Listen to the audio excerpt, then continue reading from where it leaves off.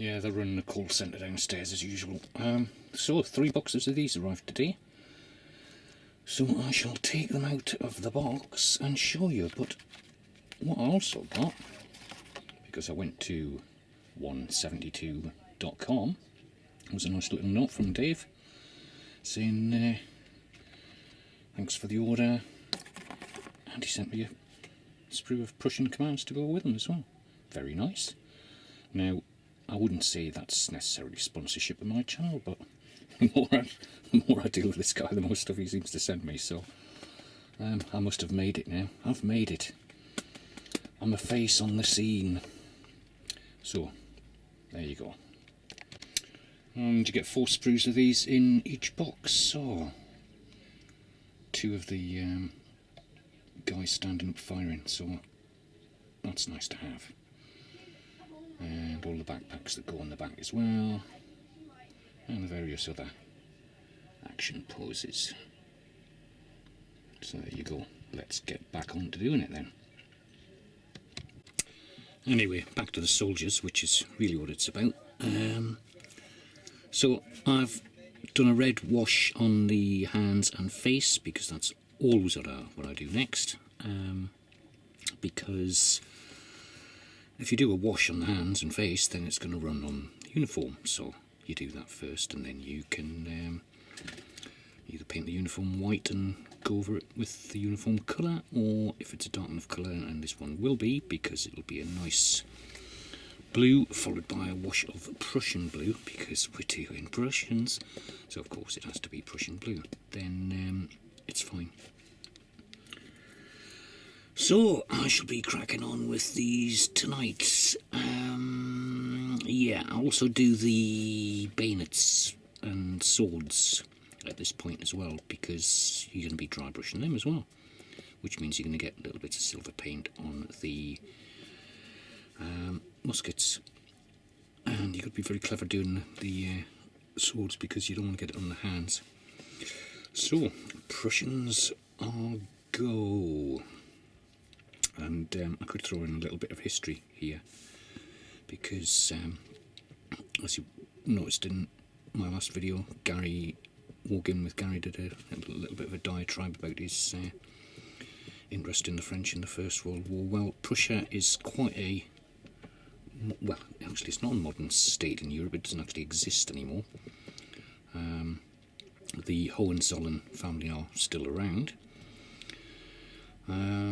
But they're not actually able to wield any meaningful power anymore, because they all got a bit naughty, didn't they, in the First World War, so got thrown out and ended up in Holland.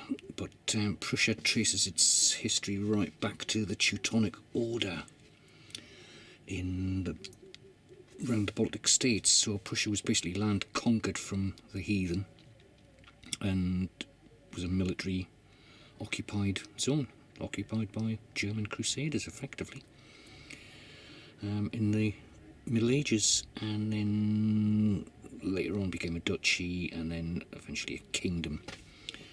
And then they started fighting lots of wars with people like Austria and Denmark, basically under the influence of Otto von Bismarck, who then went on to unify Germany. And he went on unifying Germany because basically, if you fight war against Austria, then you defeat them in battle, and you, or in a short, sharp war, you then get places like Silesia added to Prussia.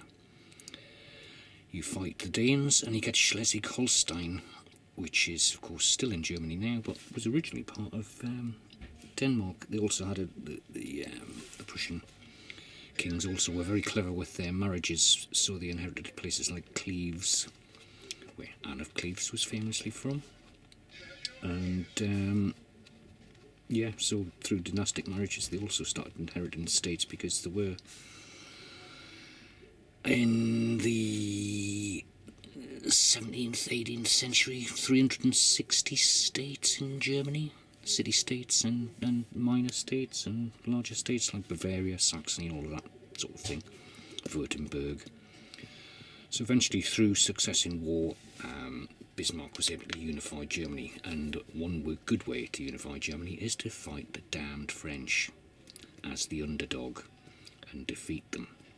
So yeah, I might say a little bit more of that in the next segment, but that's basically what he liked to do.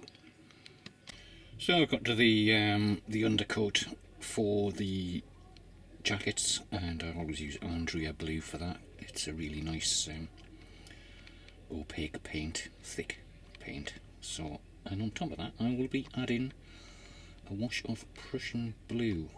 This is where it tends to get a bit messy because it splashes around a lot, but it does bring out a lot of the detail now, so particularly things like the straps across the chests of these guys and for the backpacks.